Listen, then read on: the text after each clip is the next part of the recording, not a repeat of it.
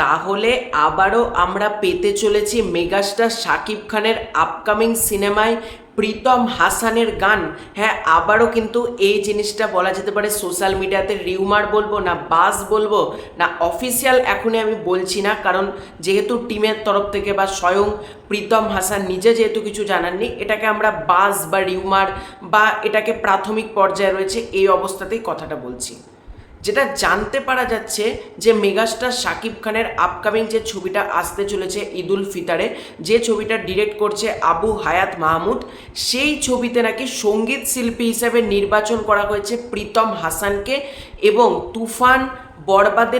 তুফান বরবাদ তাণ্ডবের পর আবারও আমরা প্রীতম হাসানের গান পেতে চলেছি মেগাস্টার শাকিব খানের রোজার ঈদের সিনেমায়, যেটাতে মেগাস্টার শাকিব খান কালা জাহাঙ্গীরের ভূমিকাতে আমরা দেখতে পাবো। সেই সিনেমাতে নাকি আমরা প্রীতম হাসানের গান পেতে চলেছি।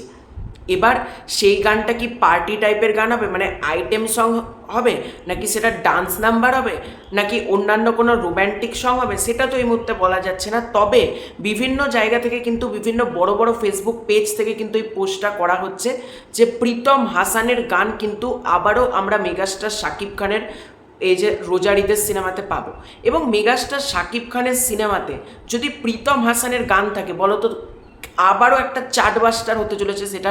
তোমরা প্রীতম হাসান প্লাস শাকিব খান, মানে এই কম্বোটা দর্শক দেখতে চায়, তার প্রমাণ হচ্ছে লাগে উড়াধুরা তুফানে এত জনপ্রিয়, তারপর বরবাদে চাঁদ মামা, তারপর আমরা যেটা রিসেন্টলি রিলিজ করলো তাণ্ডব, সেখানে লিচুর বাগানে, মানে দর্শক এই কম্বিনেশনটা দেখতে এত পছন্দ করে। এবং তিনটে গানই দেখো, লাগে উড়াধুরা, তোমার বরবাদের চাঁদ মামা এবং লিচুর বাগানে, এই তিনটে গানই প্রচুর ভিউজ পেয়েছে, মানে মিলিয়ন ভিউজ কিন্তু ইউটিউব থেকে জেনারেট করেছে।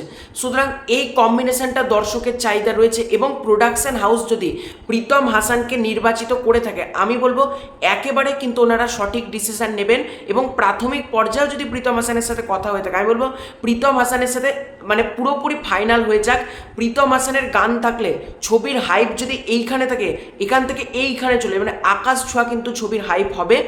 এমনিতেই মেগাস্টার শাকিব খানের ছবির একটা হাইপ থাকে, মেগাস্টার ঈদে আসছে, তা আবার মানে এত বড় আয়োজন নিয়ে মেগাস্টার আসছে, তারপর যদি প্রীতম হাসানের গান থাকে, বাস জমে যাবে, এটুকু বলতে পারি। সিনেমা হল আবার ফেটে যাবে, ভিউজের বন্যা বয়ে যাবে। দেখা যাক কালা জাহাঙ্গীর সিনেমাতে সত্যিই কি আমরা প্রীতম হাসানের গান দেখতে পাই। তো তোমাদের পুরো এন্টায়ার ভিডিওটাকে নিয়ে কি মতামত কমেন্ট করে জানিও। খুব শীঘ্রই দেখা হচ্ছে নতুন কোনো ভিডিওতে। চ্যানেলে নতুন হয়ে থাকলে সাবস্ক্রাইব করে দিও। Bye bye.